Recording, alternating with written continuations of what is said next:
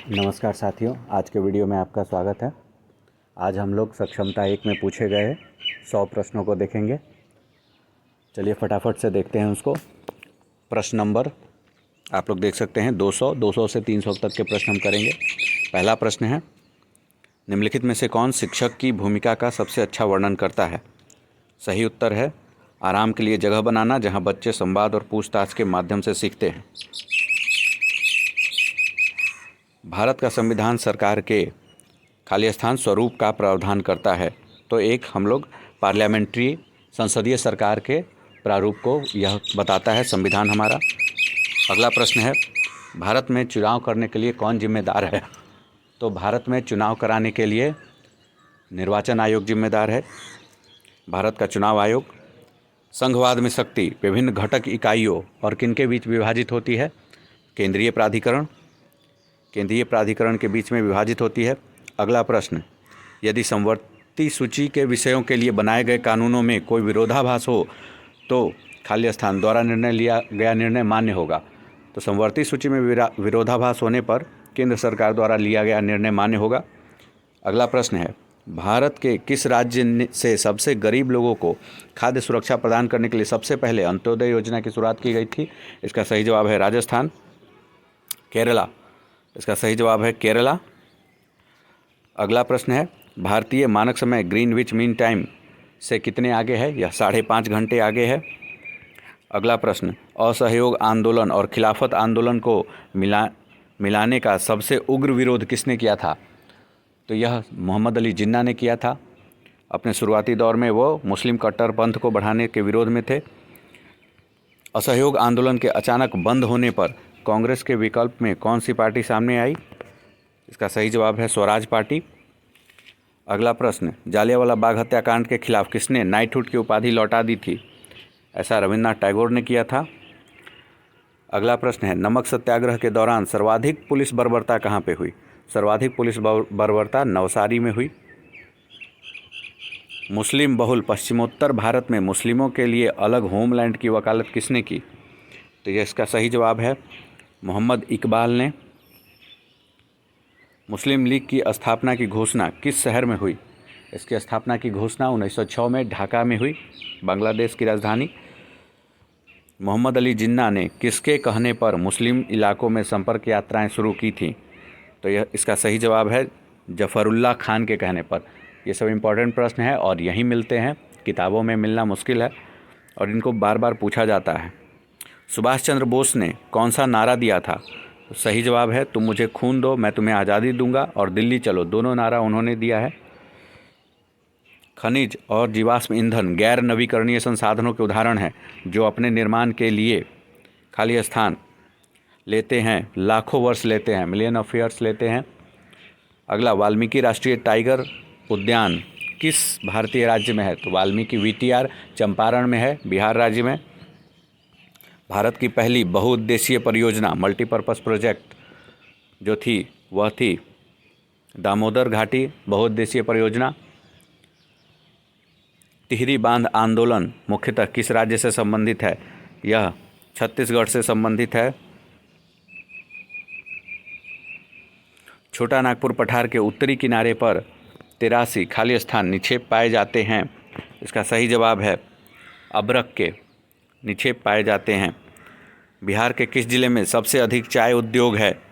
तो बिहार के किशनगंज जिले में सबसे अधिक चाय उद्योग हैं। समबाहु त्रिभुज के प्रत्येक कोण की माप होती है? समबाहु त्रिभुज के प्रत्येक कोण की माप 60 डिग्री होती है।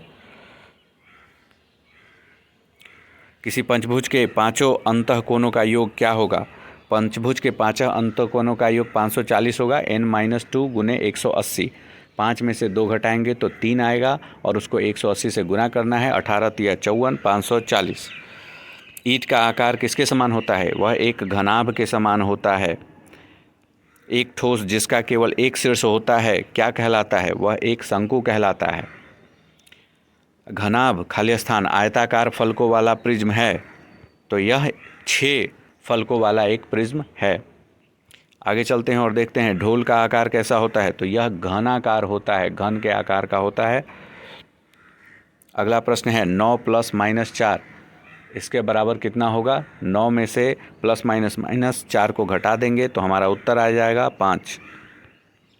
7 प्लस माइनस 9 यानी 7 माइनस में है और 9 माइनस में है, 9 7 16 और उसमें से हम 5 को घटा देंगे -11, हमारा सही उत्तर आ जाएगा। 5x प्लस 3y और 4x माइनस 2y का योग कितना होगा, इसको हम लोग योग करेंगे। 5x 4x को जोड़ेंगे तो ये हो जाएगा 5 4 9x और 3y और 2y, 3y में से 2y घटाएंगे तो उसमें एक y बच जाएगा। 9x प्लस y बराबर 9x प्लस y। बस इतना करके इसको छोड़ देना है। आगे 2/10 प्लस 3/100 प्लस 4/100, इसको क्या लिख सकते हैं हम लोग, तो दशमलव का है तो 2/10 0.2, 3/100 0.03 और 4/100 0.04। इन सबको जोड़ने पर जो हमको प्राप्त होगा वह है 0.234। 4 के नीचे 1000 होना चाहिए। 8.5 माइनस 625/100, इसको जोड़ना है तो 625/100 तो 6.25 और इसका उत्तर हो जाएगा 2.27।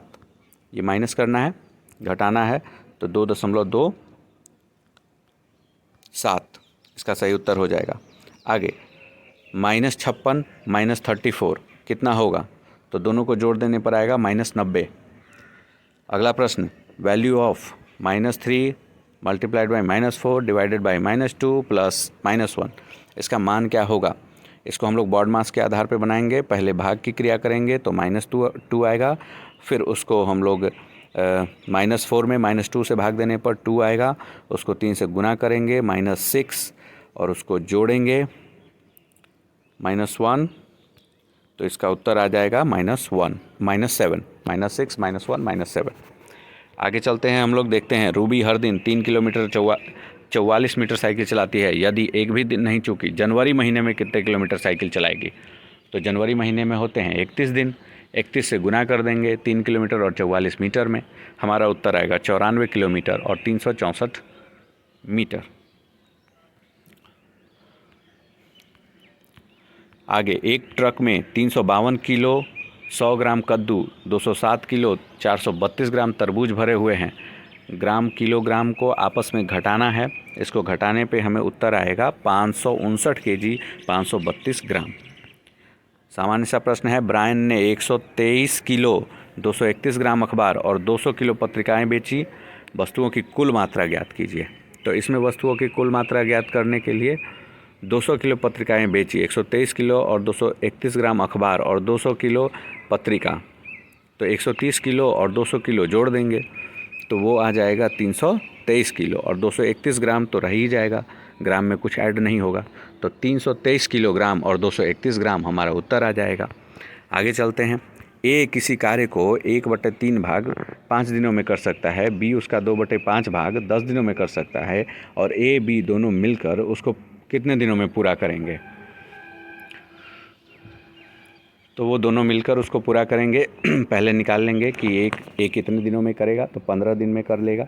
बी कितने दिनों में करेगा, तो ये 25 दिन में कर लेगा। फिर दोनों को 1/, में करके जोड़ देना है, हमारा उत्तर सामने आ जाएगा।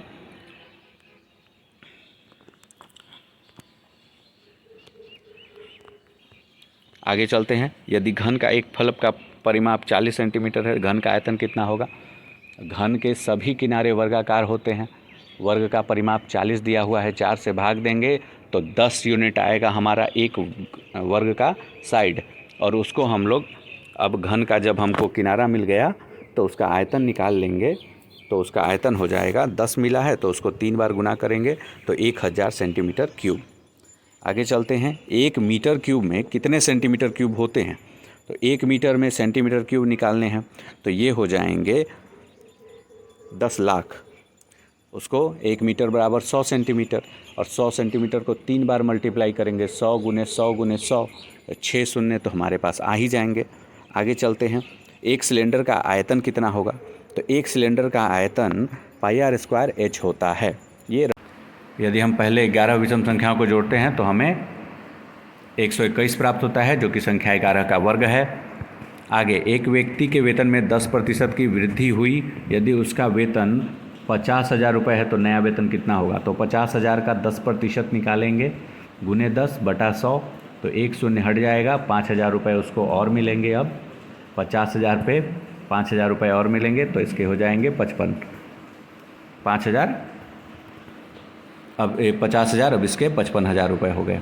आगे चलते हैं, देखते हैं। रोहन ने 75,000 रुपये में बाइक खरीदी, वह इसे 20% लाभ कमाकर बेचना चाहता है, बाइक का विक्रय मूल्य क्या होगा।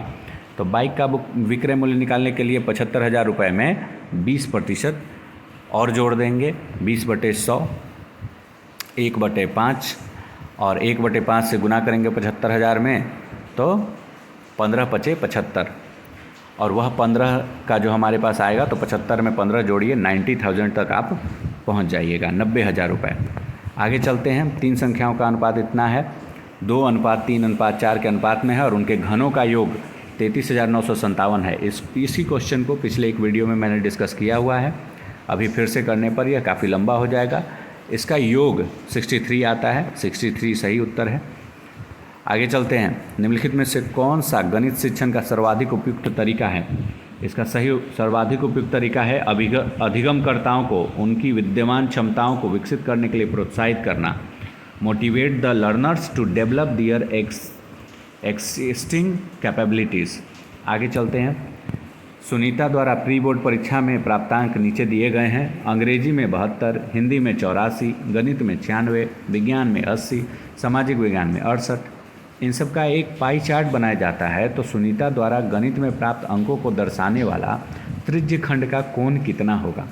आइए देखते हैं। यह कोण होगा 86.4 डिग्री का।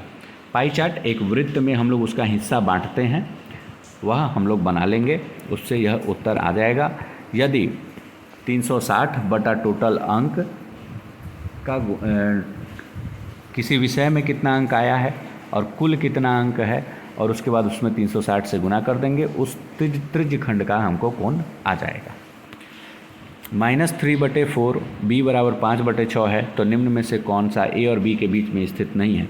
ऐसा हम लोग एक और प्रश्न ऐसा हम लोग किए थे जो संख्या रेखा पर आधारित है।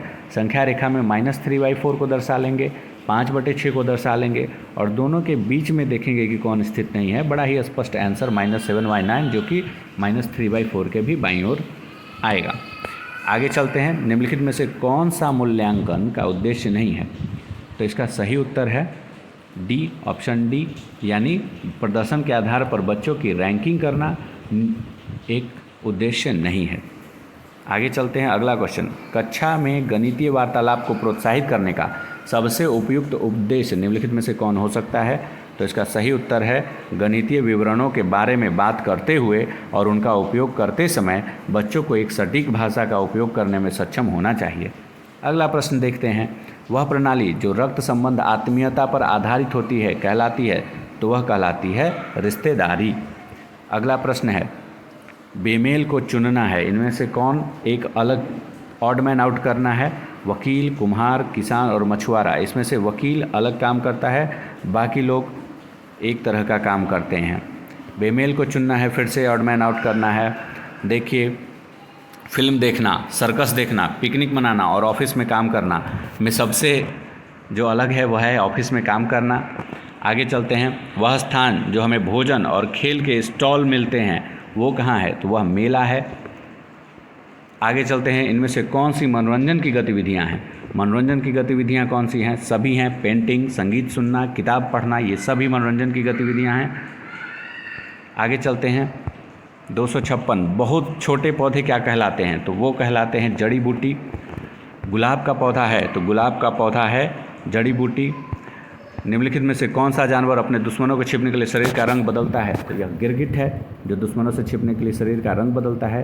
तितली के जीवन चक्र के संबंध में निम्नलिखित में से कौन सा क्रम सही है। तो इसका सही क्रम है अंडे का लार्वा, फिर प्यूपा और फिर वयस्क। आगे चलते हैं। निम्नलिखित में से कौन सर्वाहारी जानवर है। कुत्ता एक सर्वाहारी जानवर है। मधुमक्खी का घर क्या कहलाता है। तो यह कहलाता है बी हाइव, मधुमक्खी का छत्ता। चींटियाँ जब चलती है तो अपने पीछे फेरोमोन्स छोड़ती हैं, गंध छोड़ती हैं, स्मेल। गलत उत्तर चुनना है। गलत उत्तर चुनने के लिए हम लोग देखते हैं। जो गलत उत्तर है वह है कि हमारे दादा दादी वीडियो गेम खेलते थे। तो वो वीडियो गेम नहीं खेलते थे, वो लोग पारंपरिक खेल खेलते थे। जिन छोटे बच्चों से काम करवाया जाता है उन्हें क्या माना जाता है? तो उन्हें the small children who are forced to work is considered as, उनको बाल श्रम माना जाता है, बाल श्रमिक माना जाता है। यह सही उत्तर होगा। यहाँ पे भोजन पकाने में किस ऊर्जा का उपयोग किया जाता है? तो भोजन पकाने के लिए हम लोग गर्मी का, ऊष्मा का प्रयोग करते हैं। कि हमें क्रिकेट खेलने के लिए का उपयोग करते हैं? तो क्रिकेट खेलने के लिए मांसपेशियों की ऊर्जा का उपयोग करते हैं। किसी बीमार व्यक्ति को तुरंत ऊर्जा प्राप्त करने के लिए क्या दिया जाता है? तो उसको हम लोग क्या चढ़ाते हैं भाई? ग्लूकोज ड्रिप, ग्लूकोज की ड्रिप उसको लग जाती है। और पाचन तंत्र की मांसपेशीय थैली को क्या कहते हैं? तो इसको हम लोग स्टोमच या पेट कहते हैं। अगला प्रश्न देखते हैं, निम्नलिखित में से कौन सा घटक हमारे भोजन में प्रमुख पोषक तत्व है? तो प्रमुख पोषक तत्व है all of these, carbohydrate, protein, vitamin, खनिज लवण, सभी कुछ हमारे प्रमुख पोषक तत्वों में आते हैं। निम्नलिखित में से कौन से खाद्य उत्पाद पशु प्रोटीन में सबसे अच्छा स्रोत है? तो वो सभी पशु प्रोटीन सभी से मिलता है, दूध से, अंडा से, पनीर से, सब से। आगे चलते हैं, निम्नलिखित में कौन सा खाद्य पदार्थ प्रोटीन का सबसे अच्छा स्रोत है? तो वो है फलियाँ, यानी जैसे मटर है, ये प्रोटीन का सबसे अच्छा स्रोत है। प्लेग क्या है भाई? एक जीवाणु जनित बीमारी है। आगे चलते हैं, निम्नलिखित में से किस समूह में शब्द घनिष्ठ रूप से संबंधित हैं? तो ये है मच्छर, मलेरिया, एनीमिया, आयरन। एक दूसरे से संबंधित है, मलेरिया मच्छर से, एनीमिया आयरन की कमी से। पसंद नापसंद पर चर्चा करते हुए एक छात्र कहता है कि मुझे और मेरी माँ दोनों को सांप खाना बहुत पसंद है। जब भी हमें सांप खाने का मन होता है तो हम पास के होटल में जाकर लिंगू फेन खाते हैं। यह छात्र का होगा, यह कहाँ का होगा? यह हांगकांग का होगा। वहाँ के लोग सांप खाते हैं। रीना को आम बहुत पसंद है, वह इन्हें सर्दियों के लिए सुरक्षित रहना चाहती है। इसमें से कौन सा उन्हें संरक्षित करने का एक अच्छा तरीका है? तो ये है आम पापड़ और अचार बनाना। अगला है, हरित क्रांति का तात्पर्य किससे है? तो हरित क्रांति का तात्पर्य उच्च उपज विविधता कार्यक्रम से है। पौधे अपना भोजन किसकी सहायता से बनाते हैं? पौधे अपना भोजन सूरज की रोशनी, कार्बन डाइऑक्साइड और जल की सहायता से बनाते हैं। अगला प्रश्न है, भूमि के एक टुकड़े पर पूर्व नियोजित क्रम में विभिन्न फसलें उगाना कहलाता है। तो ये फसल संयोजन, क्रॉप कॉम्बिनेशन कहलाता है। अगला प्रश्न है, गोलकुंडा का किला कहाँ स्थित है? तो इसका सही जवाब है हैदराबाद में स्थित है। अंतरिक्ष में जाने वाले पहले भारतीय राकेश शर्मा थे। और केले के पौधे का भाग जो भोजन के रूप में नहीं किया जाता वह है जड़। और अगला प्रश्न है, मिलावटों को मिलाने से भोजन का मूल्य कम हो जाता है। अगर हम उसमें कुछ मिला देते हैं, मिलावट, जैसे दूध में पानी मिला दिए तो उसका पोषक तत्व कम हो जाएगा। सरसों का तेल और मिट्टी का तेल कैसे तरल पदार्थ हैं? तो ये अमिश्रणीय तरल पदार्थ है, आपस में इनका मिश्रण नहीं होगा। निम्नलिखित में से कौन सा मिश्रणीय तरल है? तो यह इंक, स्याही किसी भी चीज़ में मिल जाएगा। निम्नलिखित में से कौन सा कठोर है? तो कार्बन, आयरन, लोहा सबसे कठोर है, इसमें कॉटन है वो। समानार्थी शब्द क्या है? समानार्थी शब्द दो अलग अलग टैक्स का समान नाम, टैक्सा का समान नाम, माने दो एक ही चीज़ हैं और अलग अलग नाम से जाने जाते हैं। All animal fall in the category of, सभी जानवर किस श्रेणी में आते हैं? तो ये प्राथमिक उपभोक्ता की श्रेणी में आते हैं। वह स्थान जहाँ जीव रहते हैं वह क्या कहलाता है? तो वह निवास स्थान कहलाता है। पौधे में श्वसन मुख्य रूप से के माध्यम से होता है, तो श्वसन पत्तियों के माध्यम से होता है। श्वसन में जानवर हवा का स्तर अंदर लेते हैं और बाहर छोड़ते हैं। तो अंदर लेने वाली चीज़ है ऑक्सीजन और बाहर छोड़ने वाली चीज़ है कार्बन डाइऑक्साइड। 10 मिलीमीटर बराबर है, तो यह 1 सेंटीमीटर के बराबर है। एक विद्युत बल्ब में टर्मिनल कितने होते हैं? तो 3 टर्मिनल होते हैं। एक पूर्ण विद्युत परिपथ को कैसा विद्युत परिपथ कहा जाता है? क्लोज्ड परिपथ कहा जाता है। कई बार बंद परिपथों में बल्ब नहीं जल पाता है। निम्नलिखित में कौन बल्ब न जलने का कारण है? तो यह है बल्ब फ्यूज नहीं जुड़ा हुआ है। आगे देखते हैं, भूकंप के कारण हो सकते हैं। तो भूकंप का कारण सुनामी, भूस्खलन और बाढ़ हो सकता है। आगे चलते हैं, देखते हैं 96 नंबर क्वेश्चन, बड़े भूकंप आने की संभावना कम होती है। तो ओडिशा में बड़े भूकंप आने की संभावना काफ़ी कम है। आगे चलते हैं, आवेशों की परस्पर क्रिया कहलाती है, तो वह कहलाती है त्वरित। आगे अगला प्रश्न, भूजल के ऊपरी स्तर को क्या कहा जाता है? तो इसको हम लोग जल तालिका, वाटर टेबल कहते हैं। आगे चलते हैं, जलवाष्प जल का कौन सी अवस्था है? तो वह गैसियस अवस्था है, गैसीय अवस्था है। अगला प्रश्न है जो आज का अंतिम प्रश्न, पृथ्वी की सतह पर कितना पानी मौजूद है? और इसमें परसेंटेज के हिसाब से दिया गया है 0.71, तो ये परसेंट है 71%, उसको 0.71 लिख दिया गया है। आज के लिए ये 100 प्रश्न थे। इन 100 प्रश्नों में ऐसे कई सब प्रश्न हैं जो हमको रिपीट देखने को मिलेंगे, और ये प्रश्न यहाँ क्वेश्चन में फॉर्मेट में हमको मिल जा रहे हैं। टेक्स्ट फॉर्म में पढ़ने में और ढूंढने में काफ़ी समय लगेगा।